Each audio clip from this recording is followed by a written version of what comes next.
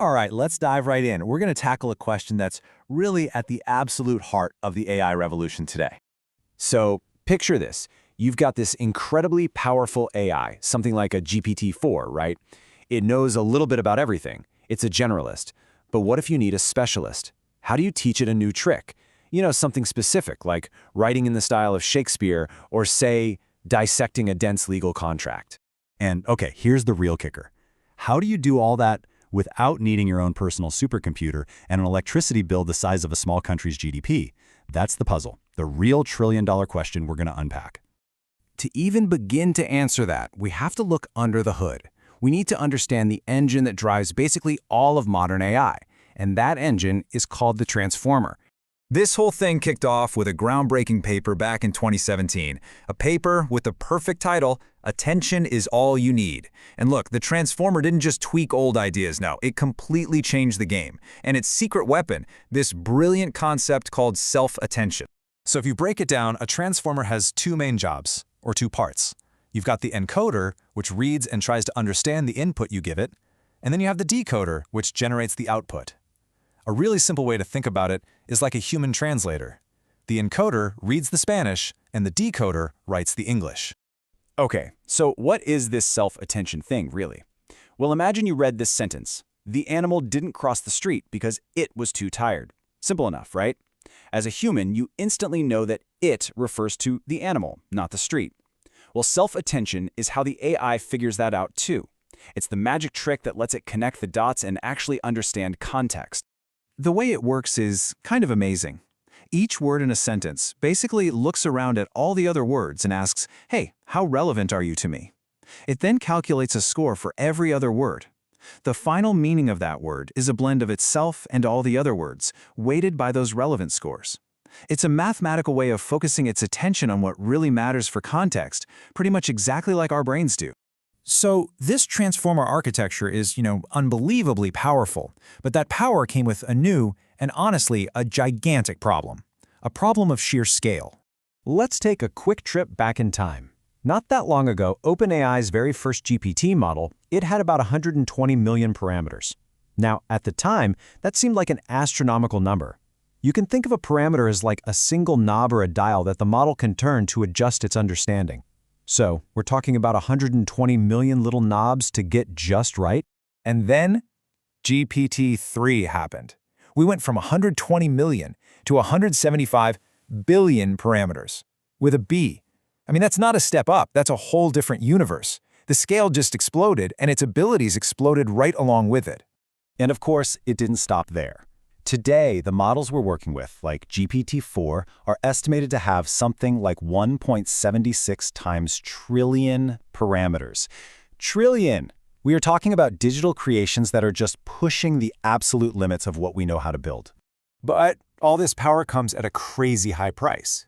Training one of these giants costs millions and millions of dollars. It guzzles energy on the scale of a small city.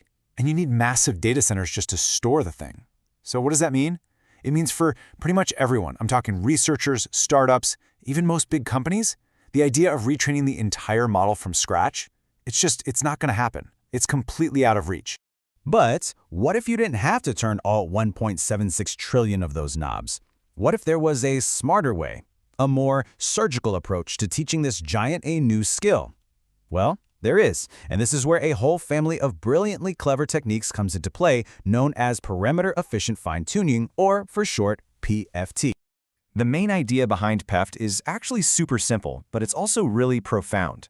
It just asks the question, why on earth would we change all 1.76 trillion parameters when we can get basically the same results, or sometimes even better results, by just changing a teeny tiny fraction of them?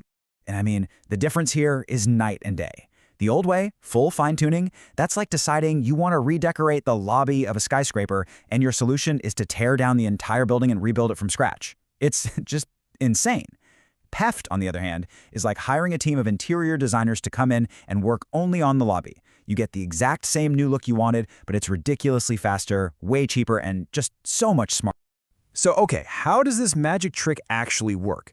Well, it's important to know that PEFT isn't just one single thing. It's more like a toolbox, a whole family of clever strategies that all share the same basic philosophy. And that philosophy is pure genius. Here's what you do. You take that massive, pre-trained model, and you freeze it, lock it down. Not a single one of its original 1.76 trillion parameters is allowed to change.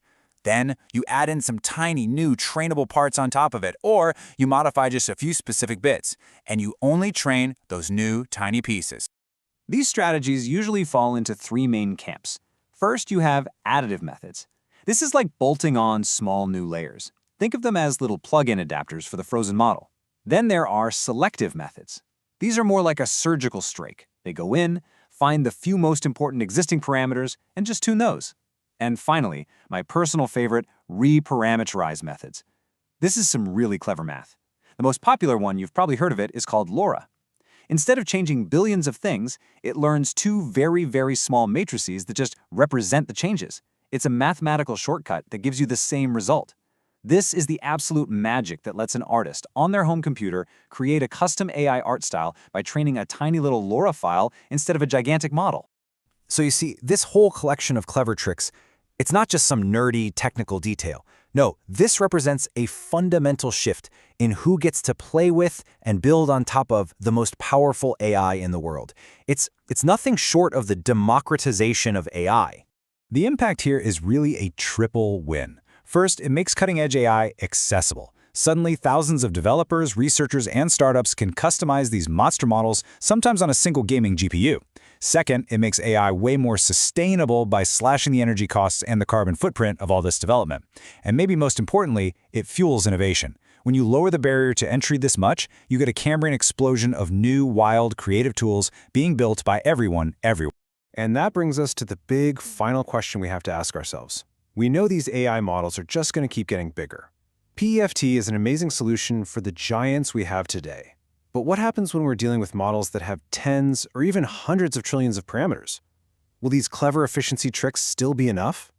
Can our ingenuity keep the playing field level and make sure the future of AI stays open and accessible to everyone, and not just in the hands of a few giant tech companies? That's the real question, and we're all going to be watching to see how it unfolds. Thanks so much for joining me.